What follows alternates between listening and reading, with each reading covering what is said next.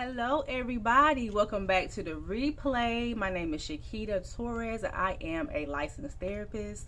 I'm a certified life coach, and my mission is to empower Christians to unpack pain, discover their passions, and to walk boldly in their God-given purpose. So as promised, I wanted to go live today at 12:30 to just talk with you all more about my Grief and Faith e-course and to share with you all my most recent experience with the grief. Okay, first of all, thank everyone so much for all of your prayers, all of your, checking on me, your DMs on my Instagram page, on my Facebook page. Thank you guys so much. As many of you know, my husband's brother was actually murdered Saturday before Father's Day. Totally unexpected, of course, and it really did hit us like a ton of bricks.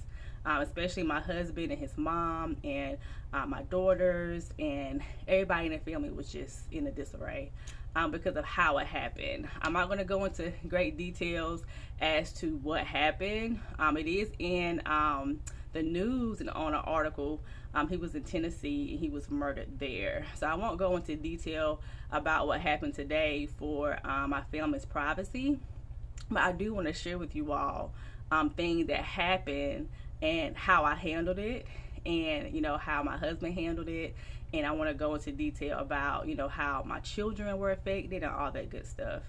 And so it's been 2 weeks now, and we had the funeral not this past Saturday but the Saturday before last, and I was so exhausted. My plan was to do this live actually the week that he had passed away, but life hit me, so I had to readjust and I had to come up here later, which is fine.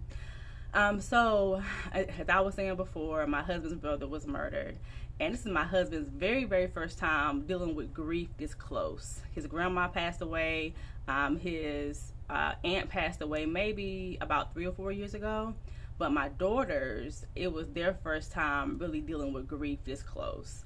As far as me, I am very familiar with grief. As some of you guys know, my mom passed away when I was 11 years old, and it was very tragic for us. She died in a house fire. And so my family, on my mom's side, we're very familiar with grief. I had an uncle that passed away about 3 years ago. I had an uncle that passed away about 5 years ago. And these are all people that have been close to me for many years. And so I'm very familiar with grief. I'm also a grief counselor. Providing counseling for grief survivors is actually one of my niches too. I do many other things, but today I want to focus on the grief portion. And so I used to work in hospice for about almost 2.5 years. I love hospice. People think I'm crazy, but it really does give me joy to be there for a person during their time of need whenever they're grieving. And so I have my own private practice. I'm a therapist, and also I have my coaching business now. So I do coach clients from all over the world, from different parts of the states of USA. And so with that being said, hello everyone. Thank y'all for joining. And so with that being said, last year, the pandemic hit, and I was super busy. Oh gosh, you guys, I had never been so busy in my life providing counseling. I was busy. But in the midst of that, the Lord had led me to do workshops for Grief and Faith. And so I did one by myself, and I did two with my professor and my mentor, Dr. Hardy, and the response was phenomenal. I also presented the workshop at Fayetteville State University in UNC Pembroke, my alma mater. So shout out to them, and it was amazing. I have a lot of good feedback from it. And so I said, you know what, I want to give people access to this information because, I couldn't do a workshop every single month. I was just too busy. And so I went ahead and created the course. It's my very, very first e-course I've created. And I will be creating other courses in the future as well. And so back to what I was saying about my family and us grieving and everything. So my daughters, we told them, hey, your uncle passed away, the funeral was on Saturday. They cried and everything. My oldest one is 10. My little one is 5. She'll be 6 on this Friday. And so, yeah. Hello, Dr. Hardy. Hi. Hey, and so with that being said, my husband and I was like really trying to figure out if we should like let the girls go to the funeral. We wasn't really sure how they would like respond, but at the same time, with them being so young, we wanted them to, be a part of that with their family so they can have the support they need for us to be able to explain to them what's going on, explain to them, what happened. It's their first time attending a funeral and all that good stuff. And so we went to the funeral, and my little one was looking, and she was like, Mommy, she was like, is that Uncle Tim?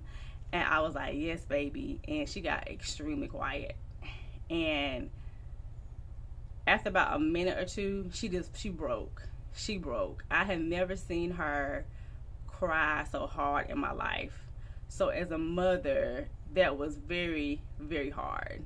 In my grief and faith e-course, I have a module specifically for children and how they grieve, and for children and coping skills for them as well. And so it was amazing that I had to use that portion of the e-course for my own self, for my own children. And so it was very hard as a mom to see her. She cried all day, all day, all day. During the funeral, I had to take her out to the bathroom, just to hold her and just let her cry. And she had so many questions about what happened. And in my e-course, I share, not to lie to your children. Don't lie to kids about what happened. Share with them what's age appropriate in an age appropriate way. But I definitely don't recommend lying, because as they grow older, that is what they're going to grow up with, knowing, okay, so-and-so died because of this.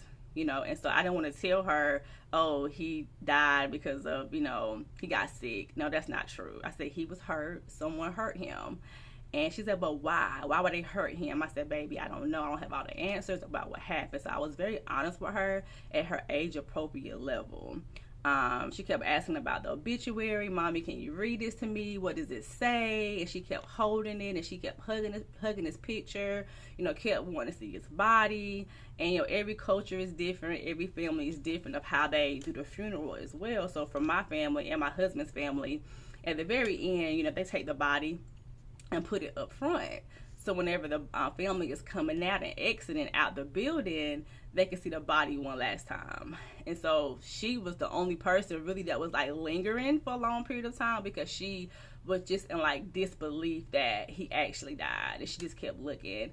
And so whenever they placed his body inside of the vehicle to take him to the gravesite, she kept asking Mommy where they're taking him, why they putting him in the dark, why is he by himself. And so, that was difficult and very emotional for us. But I had to hold it together for my baby. My oldest one, she cried too, but she understood a little bit more. But she asked questions about, Mom, what's the obituary? Where are we going next? They had lots of questions. And so we got to the gravesite. And again, my little one was the last one there. People were leaving, but she kept asking, okay, now what? His body's going to be in the grave. And I'm like, yes, baby, he's not there in the spirit. His spirit is not in the body anymore, but his body is just there.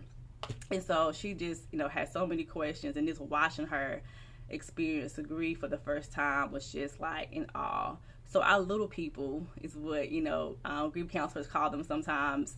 They grieve just like we grieve. Oftentimes we think that sometimes children are not in tune with what's going on, but they are. And so since she's seen the body, every day she's asking questions about him, and she wants to talk about him and reminisce about him, and kept asking her daddy like what happened to him, because she really wants to know the details. But we just keep telling her, baby, we don't want to tell you every single thing, because I feel like it will hurt her even the more right now. But it's letting her know that he was hurt by somebody. And so definitely my husband had this moments. He kept asking me, he's like, wow, like, is this normal, to have like, to cry one day, be happy the next day, be angry the next day. I'm like, yes, absolutely. That's very normal. And I told him, you're going to go through this like pendulum, where one day you could be, upset and everything. And then the next day you could be sad and, mourning, and you're going to have moments. And so he really did not know what to expect. And this really helping him to normalize his grief. And he kept saying, "Thank you so much. Like, you're such an anchor for, me and for my family." And yeah, that's what I had to do. So I was off work the whole week, definitely, grieving myself, but also being a support to my husband. Of course, my husband's mom took it extremely hard. It's her oldest son. She also dealt with what we call cumulative grief. And that's whenever people have experiences of grief back to back to back, and she definitely has. Her best friend died maybe a month ago. I think her pastor died last year, I believe, maybe about 2 years ago now. And I think her sister passed away. So she's dealt with a lot of death over the past just year. And it's not just from COVID, but just from other, life experiences that these people was going through. They were sick. And so this is why I created this course because I really want to normalize grief. I really want people to have the language to understand what grief is. This course is for life coaches, it's for other therapists, social workers, for grievers, for spiritual leaders in the community. And yes, it's grief and faith. It is laced in scripture because that's who I am. I'm a Christian. But people who aren't Christians have watched this course and they loved it. They got a lot of information from it. And so I definitely don't push my faith on people when it comes to my services or when it comes to anything that I create. But I am very vocal about who I am. And so with that being said, I do want to kind of go over today with you all a little bit about what is in the course. So it's 5 modules and it's about a little over 2 hours long. I personally do not like extremely long information that's being dragged out. So each module is like straight to the point. There's not a whole bunch of fluff in there. So it's got lots of great content. The first module is, what is grief? I go over the different types of grief, the symptoms of grief, what it looks like, in children, what it looks like in adults. I think module 2 is the different types of grief, and I put the top 10 down. There are over, I think, 20 different types of grief, but I put the top 10, 10, that's the most common. Then I did grief theory and stages. There are actually almost 100 different grief stages and theories, but a lot of them that I found in my research and study is that they kind of overlap a lot. So I went over the top 4 in great detail and what that looks like. And then module 4 is the grief in children, and I go over each like age range, like ages 0 to 18. And then the last one is interventions and tools. It has a toolkit. It has over 50 tools in there. It's a lot more than that. And then I have one section where I go over in detail and record myself going over how to use at least 10 of the tools. So it is a great resource. It's a great toolkit for those who need. I have people in my DM asking me, "Hey, I am a spiritual leader. Can I get it for me to be able to be more equipped to be able to help people who are coming to me for counsel when it comes to grief?" I'm like, absolutely. So I also want to talk about, the myths about grief. I do know that just in the world, period, and also in the faith community, we're taught that, don't question God. Don't ask God what happened. You can't be, upset. That is so not true. That is so one thing I tell my clients is that if you're upset with God, oh baby, he can handle it. Okay? He is not upset because you're upset with him. He understands your pain. He understands your feelings. He understands your emotions. And grief is like one of the largest pain points in the world. Loss is not easy. Loss is difficult. I definitely remember when I was younger. My mom died when I was 11 years old. I'm grown, okay? I'm extra grown now, okay? I'm married with a family. I'm an entrepreneur. I'm grown, okay? So I definitely have moments now where I'm emotional and I cry because I miss her, especially when I hit, major milestones in my life, whether it's good or not so good. And so grief does not have a timeline. God does not expect for you to just like bounce back and be able to just be this whole new person and overnight. And it's an adjustment depending on the grief, depending on how the person passed away and everything. And as I was saying before, you know, with my mom passing away and then even with my husband's brother being murdered, that was unexpected. And so the response to the grief was definitely different. Even my little girl asked me, how did he die? Through you know, a car accident? I'm like, no, baby, it wasn't a car accident. It was someone intentionally hurt him. So that's different. That hits different because you're like, oh my God, this person did not have to die, or this person's life was taken from them, you know? Yes. And everyone is in different stages of their grief as well. So that's why I really go in detail about the different stages of grief. And who, you guys, it's a lot. Grief is a huge topic. Most of the clients I see right now are adults right now. I did see kids in the past for grief counseling, but I kind of had to stop only because I do virtual right now. And doing virtual counseling with kids is difficult, and it's not fair to them. I feel like it's not as effective because they definitely need like their one-on-one time. And kids, they do better with like play therapy. They do better with, you know, incorporating activities, and it's kind of difficult to do that through the computer. But I definitely have had clients who have dealt with grief this past year. Oh gosh, it's been whew. I just thank God for grace because this is the first death we had in our family this close to me and my husband, but it wasn't through COVID. It was through, you know, my husband's brother being murdered.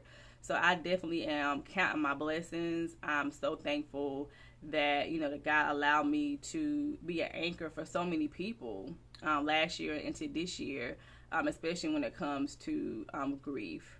Yes, so thank you guys for joining. So if anyone have any questions, feel free. I'll be available till about 1 o'clock. So feel free to ask any questions. If you watch the replay after this, you can feel free to comment on this video and ask questions as well. So I wanted to just hit the main points today. People desire for me to go live about it, and again in the future I definitely will. I definitely don't mind. So let's see if I have any other things I want to hit on.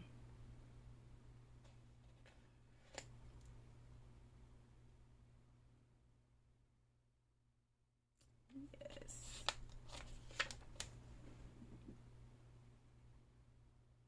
Oh, you're welcome, Sherry. Absolutely. Thank you for watching. I appreciate it.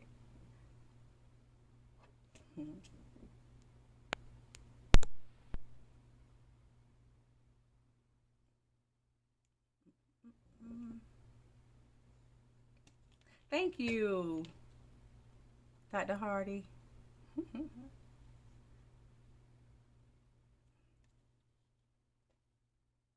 So please make sure that you share this content with other people who will benefit from this as well.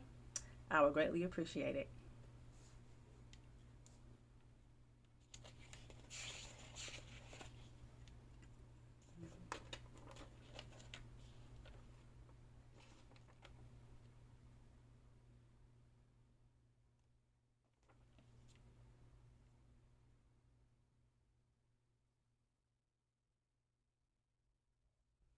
Alrighty. You're welcome. Thank you so much.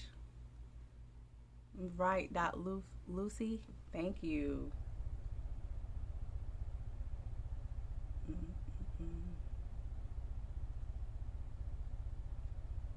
Awesome. So thank you guys for watching again. I really appreciate it. And I will see you next time. I would definitely love to go live again about this particular topic. And again, the link is in my bio, by the way, on my Instagram page. I did forget to mention that, where you can actually purchase the course. And I have other content up there as well. My blog posts. I also have my ebook, Pain, Passion, and Purpose. I'm very passionate about that, about really helping believers to really heal so that way they can really and walk in their God-given purpose. And so I will share more about that too in the future, as far as pain, passion, and purpose. Alrighty. Well, thank you guys for watching, and I will see you next time.